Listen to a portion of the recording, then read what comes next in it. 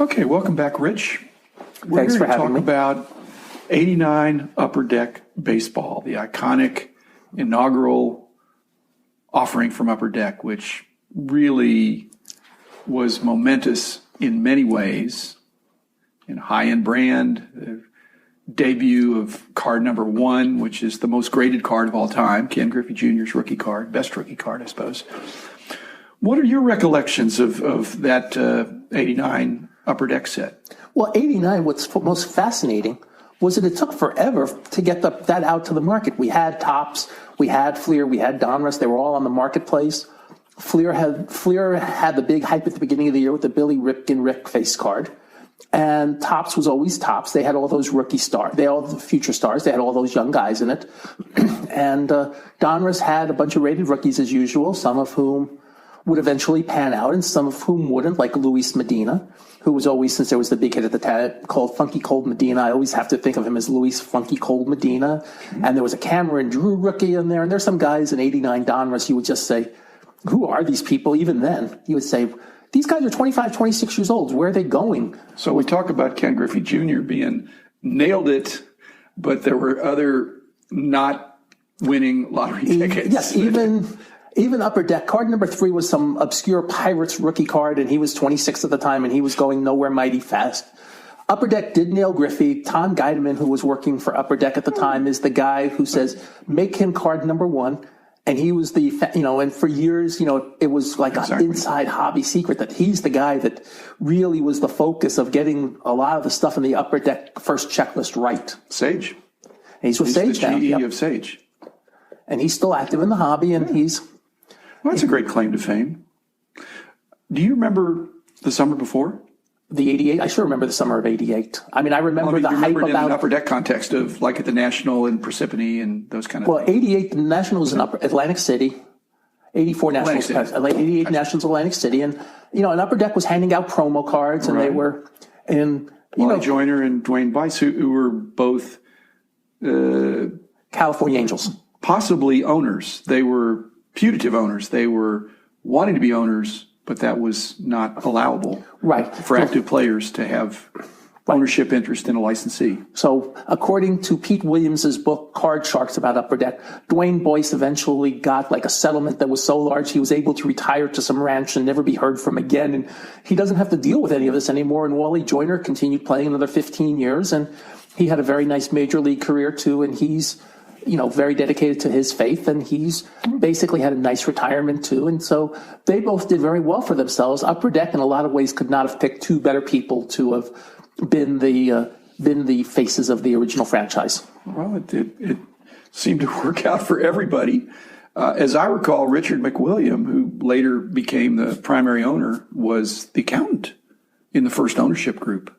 And there was was it Paul Sumner, who was the printer, and was it Bill Hemrick, who was the Upper Deck card shop. And it was the name of the card store was Upper Deck. And so those guys got together, and I admire people who do something that hasn't been done before, and they came together with their respective talents, and by all accounts, they hit it out of the park for quite a while. They sure did. And, Upper Deck's still around today, and there's still a lot of, I'll use the word vestiges of 89, just on the fact that they still have a great name for a lot of people in the hobby because of what they've done in 89. I hear a lot of really good things when I read message boards about their customer service department.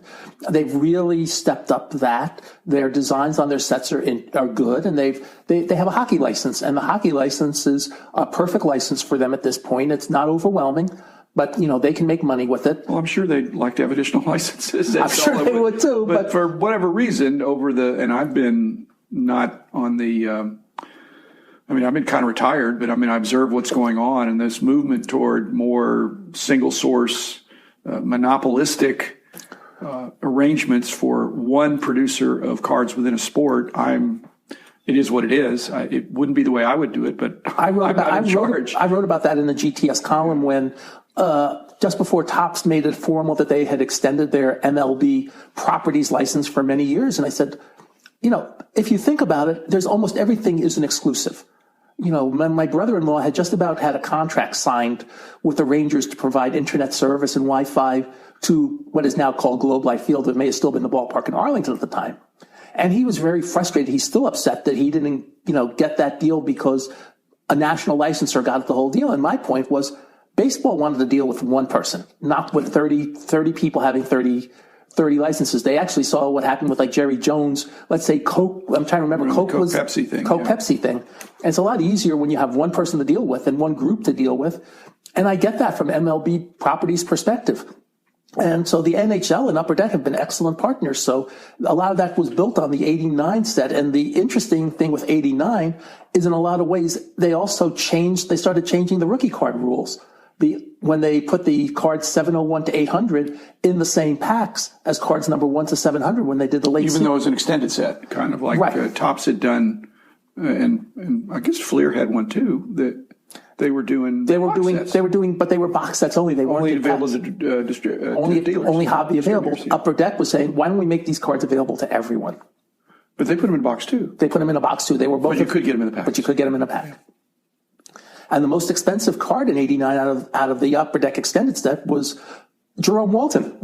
Right, rookie of the year, but that's about it, I suppose. Right, and he had a decent, I looked him up, he was still playing in the Major Leagues like 10 years later. I mean, he wasn't a star or a starter, but he had a pretty decent overall Major League career, but he never hit the heights that he did as a rookie in 89. But Upper Deck, so in a way, Upper Deck even got a break. Griffey had a nice year, but then they were able to put people like Jerome Walton and Dwight Smith into those high number cards. And there are other people too. There's Jim Abbott as a high number rookie. Todd Zeal, I think, maybe in a high number. I don't think Zeal, but Omar Vizquel definitely is a high number rookie card in 89. So they got a lot of guys right who came up during the year in 89. Well, they had 800 shots at it. That's true. So that's not bad. But so Upper Deck's done a lot of things right, and they continue to. But again, the changing landscape with the rules changing, every company's had to adapt. And they've adapted, but I'm sure they'd like to have some additional licenses. Everybody would like it. Maybe that'll come up. Everybody would like additional licenses. But, one of the things with 89 Upper Deck, their suggested retail price for a pack, and I don't know if anybody ever bought one at this price, was $1. And they were the first $1 pack, and we were all aghast in 89. How are we going to sell? How are you going to get away with that? Yeah. How are you going to get away with that? I mean, there'll be a revolt. Yeah, everybody's packs. Consumers. Everybody's packs were 50 cents each, 16 for a box in a hobby store. It had been that way probably for the last 6 or 7 years with 50 cents, nice price for a pack. Well, another angle for 89 Upper Deck, since the owner of the company, one of the owners had been a printer, and they had the hologram, but they also had superior quality control and paper compared to the standard of the day.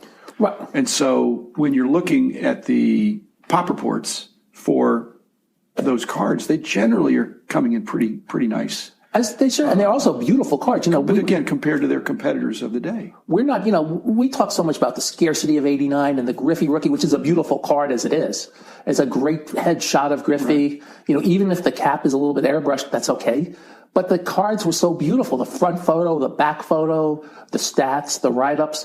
Score was doing back photos, but the paper stock was so much better for 89 Upper Deck than the traditional cardboard stock. Upper Deck had a different business paradigm of putting, again, if you're going to sell a pack for 25 cents or 50 cents, that you're limited on what you can put into it. If you double that, you can put more into it. So, but again, that's one of the flattery or imitation is the sincerest form of flattery. Imitation is the sincerest form of flattery. And so they were imitated, and I don't know that they felt flattered. No, it's hard, but they helped usher in. Look at the 90s. The 90s had more slicker and shinier and other printing elements that had never even been contemplated in the 80s or the 70s. I mean, it was almost a year-by-year progression. 90, you have Leaf. 91, you have Stadium Club. 92, you have... Even Bowman went from their cardboard to their fancier product. 93, you have Finest. I mean, it's a Flair. Flair. At some point in Flair is 93 also. Yeah. I mean, so they all responded, and it wasn't immediate, but it was.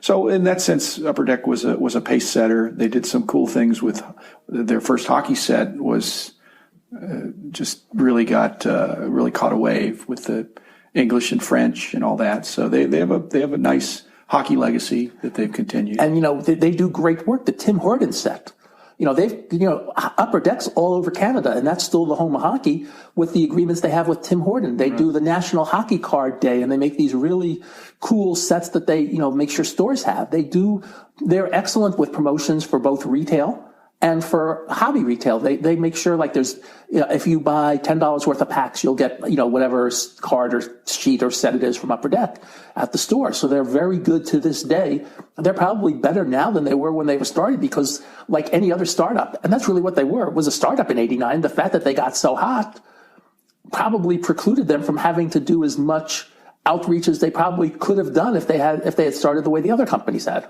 It's a scary thought, but in '89, they may not have been the hottest startup.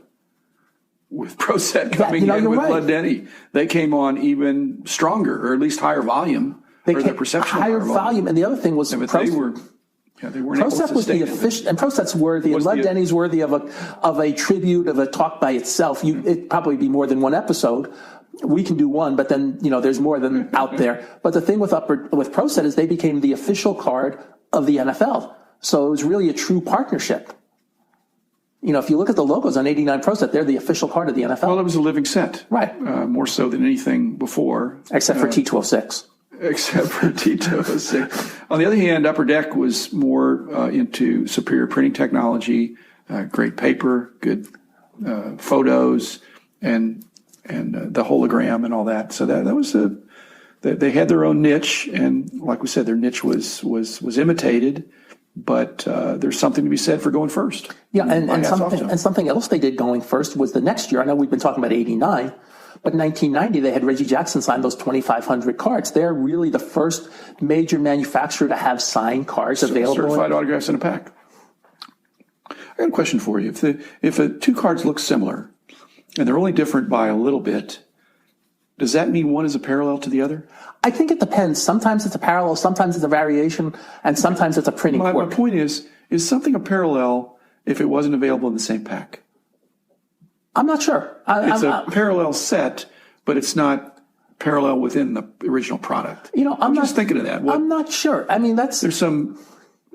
I was the E&V guy at Beckett for 19 years. I'm the E&V guy. To some extent, I'm still an E&V guy at ComC. And definitions are important. And definitions are important. And I think it's like everything else. It's a bit of a moving target. You don't, and Bob Lemke, who's no longer with us, who did such great work for Krause, F&W, and, he didn't treat everything as a variation. He didn't treat everything as a parallel. Everything was an individual case. And I think that that's really what it comes down to, is everything's an individual case. It's almost a case-by-case basis.